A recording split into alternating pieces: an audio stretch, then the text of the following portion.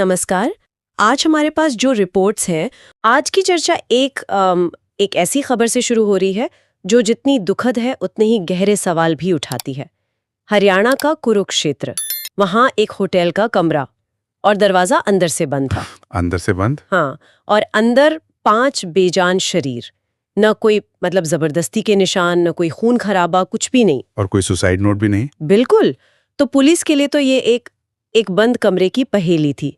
ये 5 लोग उत्तर प्रदेश के सहारनपुर से आए थे मजदूरी करने। तो आखिर उस बंद कमरे में ऐसा क्या हुआ कि 5 जिंदगियां एक साथ खत्म हो गईं? आज हम इसी मामले की तह तक जाएंगे, ये समझने की कोशिश करेंगे कि ये सिर्फ एक हादसा था या एक ऐसी लापरवाही जिसका नतीजा टाला जा सकता था। और ये पहेली इसलिए और भी ज्यादा आप कह सकते हैं डरावनी है क्योंकि इसका जवाब किसी इंसान में नहीं था। जवाब उस कमरे की हवा में छिपा था। हवा में? हाँ, ये घटना उन खतरों की तरफ इशारा करती है जो हमें दिखाई नहीं देते। हम अक्सर बड़े दिखने वाले खतरों से तो बचते हैं, लेकिन उन खामोश दुश्मनों को नजरअंदाज कर देते हैं जो हमारे सबसे सुरक्षित समझे जाने वाली जगहों पर, जैसे हमारे कमरों में ही मौजूद हो सकते हैं। ठीक है, तो चलिए सीन को थोड़ा और समझते हैं। जो हमारे सोर्स बता रहे हैं, ये 5 लोग थे, एक ठेकेदार और 4 मजदूर। सहारनपुर के रहने वाले थे। ठीक, सहारनपुर के शेखपुरा कदीम के। और ये लोग कुरुक्षेत्र के एक होटल में आए थे पेंट का काम करने। रोज की तरह काम किया होगा। हाँ, काम के बाद रात में सब एक ही कमरे में सोए, लेकिन अगली सुबह जब काफी देर तक दरवाजा नहीं खुला तो होटल स्टाफ को शक हुआ। हो नहीं था। फिर पुलिस बुलाई गई, दरवाजा तोड़ा गया और अंदर का जो मंजर था वो दिल दहला देने वाला था। 5 लोग अपने अपने बिस्तर पर थे। ऐसा लग रहा था जैसे गहरी नींद में सो रहे हों। लेकिन वो नींद मौत की थी। बिल्कुल। और यही इस तरह की घटनाओं का सबसे खतरनाक पहलू है। कोई चीख नहीं, कोई पुकार नहीं, कोई संघर्ष का निशान नहीं। बिल्कुल। उन्हें शायद पता भी नहीं चला होगा कि वो खतरे में है। ये एक ऐसी मौत है जो नींद में ही आ जाती है। तो जो लोग शुरुआती जांच करने पहुंचे होंगे, उनके लिए तो ये समझना नामुमकिन रहा होगा कि अगर किसी ने उन्हें मारा नहीं तो फिर उनकी मौत हुई कैसे। एकदम किसी थ्रिलर फिल्म के सीन जैसा लगता है ना? हाँ, बिल्कुल। लेकिन फिर पुलिस की नजर कमरे में रखी एक चीज पर पड़ी और उस एक चीज ने इस पूरी मिस्ट्री को सुलझाने का पहला और सबसे बड़ा सुराग दिया। क्या थी वो चीज? कमरे में एक कोयले की अंगीठी रखी थी जो शायद रात में जलाई गई थी। अच्छा। अब सवाल ये उठता है कि एक मामूली सी अंगीठी जिसे कड़ाके की ठंड से बचने के लिए जलाया गया हो, वो 5 लोगों की मौत की वजह कैसे बन सकती है? और देखिए, यहीं पर विज्ञान का एक बहुत ही सरल लेकिन जानलेवा सिद्धांत काम करता है। ओके। जिसे हम कहते हैं carbon monoxide poisoning. Carbon monoxide? हाँ, देखिए, कार्बन मोनोऑक्साइड को एक धोखेबाज मेहमान समझिए। धोखेबाज मेहमान? हाँ, क्योंकि ये एक ऐसी गैस है जिसकी ना कोई महक होती है, ना कोई रंग, आप इसे पहचान ही नहीं सकते। अच्छा। तो जब कोयला किसी बंद जगह पर जलता है, जहां ताजी हवा मतलब ऑक्सीजन उसकी कमी हो, तो वो पूरी तरह जलने के बजाय अधूरा जलता है। इस इनकम्प्लीट कंबशन से ही कार्बन मोनोऑक्साइड पैदा होती है। एक मिनट, तो क्या इसका मतलब ये है कि सिर्फ धुएं से दम नहीं घुटता? हाँ, कोयले के जलने से कुछ और भी पैदा होता है जो हमें दिखता ही नहीं। एग्जैक्टली, बिल्कुल सही पकड़ा आपने। धुआं तो फिर भी आंखों में लगता है ना। हाँ। खांसी आती है, पता चल जाता है। हाँ। लेकिन कार्बन मोनोऑक्साइड को पता ही नहीं चलता। हाँ। और ये धोखेबाज मेहमान हमारे शरीर में जाके करता क्या है? ये हमारे खून में जो हीमोग्लोबिन होता है, जो ऑक्सीजन ले जाता है। हाँ, जो ऑक्सीजन का ट्रांसपोर्टर है, ये गैस उस हीमोग्लोबिन से ऑक्सीजन की तुलना में 200 गुना ज्यादा तेजी से चिपक जाती है। 200 गुना? हाँ, और मजबूती से। तो नतीजा क्या होता है? खून में जो जरूरी मेहमान है यानी ऑक्सीजन, उसके लिए जगह ही नहीं बचती। धीरे धीरे हमारे दिमाग और दिल तक ऑक्सीजन पहुंचना बंद हो जाता है और इंसान पहले गहरी बेहोशी में जाता है और फिर उसकी मौत हो जाती है। मतलब जिस चीज को वो अपनी जान बचाने के लिए, ठंड से बचने के लिए इस्तेमाल कर रहे थे, वही खामोशी से उनकी जान ले रही थी। ये सोचकर ही अजीब लगता है। यही तो विडंबना है। तो जब पुलिस को कमरे में वो अंगीठी मिली तो उनके लिए तो कहानी लगभग साफ हो गई होगी। हाँ, एक थ्योरी तो बन गई और प्रारंभिक जांच में पुलिस इसी नतीजे पर पहुंची है कि मौत दम घुटने मतलब एस्फिक्सिया से हुई है। पर ये अभी तक प्रारंभिक जांच ही है। हाँ, अंतिम पुष्टि के लिए पोस्टमार्टम रिपोर्ट का इंतजार हो रहा है। वो रिपोर्ट ही बताएगी कि उनके खून में कार्बन मोनोऑक्साइड का स्तर असल में कितना था।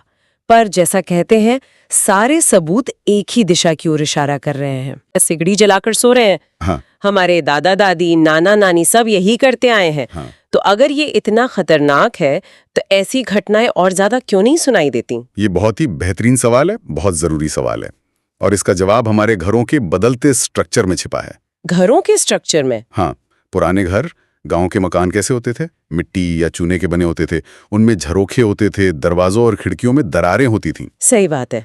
वो घर पूरी तरह से एयर टाइट नहीं होते थे, कहीं ना कहीं से ताजी हवा आने जाने की जगह बनी रहती थी, जिसे हम वेंटिलेशन कहते हैं। अच्छा।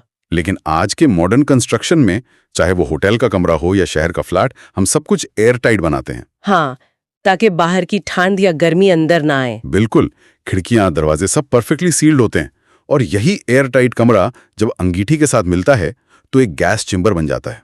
वाह, ये तो मैंने कभी सोचा ही नहीं था। मतलब हमारी मॉडर्न जिंदगी की एक सहूलियत ही इस केस में जानलेवा साबित हुई। सही कहा। लेकिन इससे एक और गहरा मुद्दा जुड़ा है ना? ये सिर्फ विज्ञान या कंस्ट्रक्शन का मामला नहीं है। बिल्कुल नहीं। यहाँ जो असली सवाल है वो है सेफ्टी की इकोनॉमिक्स का। सेफ्टी की इकोनॉमिक्स मतलब सुरक्षा की कीमत। एक सामान्य सा कार्बन मोनोऑक्साइड डिटेक्टर, जो धुएं के डिटेक्टर जैसा ही होता है, 500 से 1000 रुपए में आ जाता है। अच्छा। अगर उस कमरे में बस एक डिटेक्टर लगा होता तो जैसे ही गैस का स्तर खतरनाक होता, एक जोर का अलार्म बजता और ये 5 लोग शायद आज जिंदा होते। 5 जिंदगियां, और कीमत शायद 1000 रुपए से भी कम। यही तो बात है। यह सिर्फ जागरूकता की कमी नहीं है, ये एक तरह का मार्केट फेलियर है, जहां सुरक्षा एक लग्जरी बन जाती है जिसे हर कोई अफोर्ड नहीं कर सकता। और ये लोग तो यकीनन अफोर्ड नहीं कर सकते थे। मजदूर थे, दिहाड़ी पर काम करने वाले। उनके लिए सबसे सस्ता और आसान विकल्प वही अंगीठी थी। ये सोचना कितना दर्दनाक है कि वो लोग अपने परिवार का पेट पालने घर से निकले थे और एक रात ठंड से बचने की कोशिश में अपनी जान गंवा बैठे। उनके घर पर क्या बीत रही होगी ये सोच भी नहीं सकते। और यही इस त्रासदी का सबसे बड़ा मानवीय पहलू है। ये हमें उस बड़ी सच्चाई की याद दिलाता है कि हमारे देश में लाखों मजदूर काम के लिए एक शहर से दूसरे शहर जाते हैं और अक्सर बेहद असुरक्षित हालात में रहते हैं। सही बात है। उनके रहने की जगहों पर सेफ्टी के कोई मानक नहीं होते। न ठेकेदार ध्यान देता है, न मालिक। वो सिर्फ एक वर्कफोर्स होते हैं, इंसान नहीं। तो इस केस में भी ये सवाल उठना चाहिए कि क्या उस होटल मालिक या ठेकेदार की कोई जिम्मेदारी नहीं बनती थी? बिल्कुल बननी चाहिए।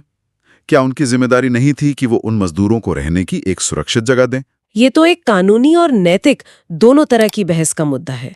लेकिन क्या ऐसी घटनाएं सिर्फ अंगीठी तक ही सीमित है, या ये खतरा हमारे शहरी घरों में भी किसी और रूप में मौजूद है? बहुत जरूरी सवाल पूछा आपने।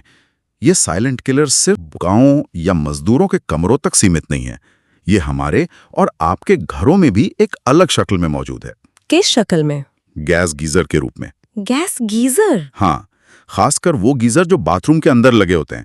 अगर बाथरूम छोटा है और उसमें वेंटिलेशन नहीं है तो गीजर जलने से वही प्रक्रिया शुरू होती है।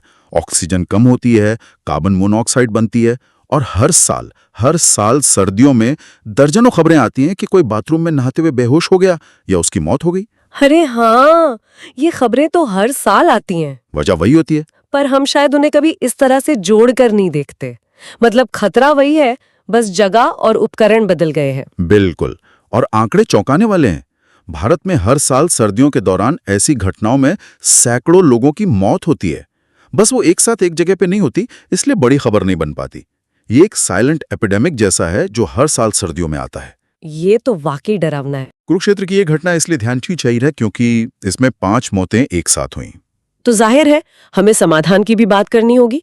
अगर कोई सुन रहा है जो अंगीठी, हीटर या गैस गीजर का इस्तेमाल करता है, तो उसे किन बातों का ध्यान रखना चाहिए? कुछ बहुत ही आसान लेकिन जीवन बचाने वाली सावधानियां हैं। बताइए। पहला और सबसे जरूरी नियम, वेंटिलेशन, वेंटिलेशन और वेंटिलेशन। हवा का आना जाना। हाँ, अगर आप बंद कमरे में अंगीठी या कोई भी हीटर जला रहे हैं तो खिड़की या दरवाजा हल्का सा खुला छोड़ें। कभी भी सब कुछ बंद करके ना सोएं। ठीक है। दूसरा, गैस गीजर को हमेशा बाथरूम के बाहर लगवाना चाहिए और बाथरूम में एग्जॉस्ट फैन जरूर होना चाहिए। ये बहुत जरूरी है। और तीसरा, कार्बन मोनोऑक्साइड पॉइजनिंग के लक्षणों को पहचानें। अगर आपको बंद कमरे में सिर दर्द, चक्कर आना, उल्टी जैसा महसूस हो तो इसे थकावट समझकर नजरअंदाज ना करें। ये जहरीली गैस का असर हो सकता है। फौरन उस जगह से बाहर निकलकर ताजी हवा में जाएं। और चौथा, अगर संभव हो तो एक कार्बन मोनोऑक्साइड डिटेक्टर में इन्वेस्ट करें। जैसा मैंने कहा, ये आपकी जिंदगी का सबसे अच्छा निवेश हो सकता है। तो इस पूरी बातचीत का निचोड़ ये निकलता है कि कुरुक्षेत्र में जो हुआ वो एक भयानक त्रासदी है। 5 मजदूरों की मौत, जिसका कारण एक कोयले की अंगीठी और एक बंद कमरा था। लेकिन ये सिर्फ एक हादसा नहीं है। नहीं, ये हमें रोजमर्रा की जिंदगी के अनदेखे खतरों, उस सेफ्टी की इकोनॉमिक्स और उस सिस्टम की कमी के बारे में बताता है जो अपने सबसे कमजोर लोगों की सुरक्षा करने में नाकाम रहता है। हाँ, और ये कहानी सिर्फ उन 5 लोगों की नहीं है, ये उन लाखों लोगों की कहानी है जो हर रोज ऐसी ही असुरक्षित परिस्थितियों में जीते और काम करते हैं। ये हमें याद दिलाता है कि सुरक्षा सिर्फ फैक्ट्रियों और सड़कों पर ही जरूरी नहीं है, ये हमारे बेडरूम और बाथरूम में भी उतनी ही जरूरी है। सही कहा। ये सवाल उठाता है कि विकास की दौड़ में क्या हम जीवन के सबसे बुनियादी अधिकार, सुरक्षित रहने के अधिकार को पीछे छोड़ते जा रहे हैं? बिल्कुल। और इसी सवाल के साथ हम आज की ये चर्चा समाप्त करते हैं। ये घटना हमें सोचने पर मजबूर करती है कि सर्दियों में गर्मी पाने के पारंपरिक तरीकों से जुड़े खतरों के बारे में समाज में कितनी कम जागरूकता है, खासकर उन लोगों में जो सबसे ज्यादा वल्नरेबल हैं। तो हमें खुद से ये पूछना होगा, क्या ऐसी दुखद घटनाओं को सिर्फ एक हादसा मानकर भुला दिया जाना चाहिए, या ये इस बात का संकेत है कि सुरक्षा एक लग्जरी नहीं बल्कि एक बुनियादी मानवाधिकार है? एक ऐसा अधिकार जो हर इंसान को मिलना चाहिए, चाहे वो कहीं भी रहता हो या कोई भी काम करता हो।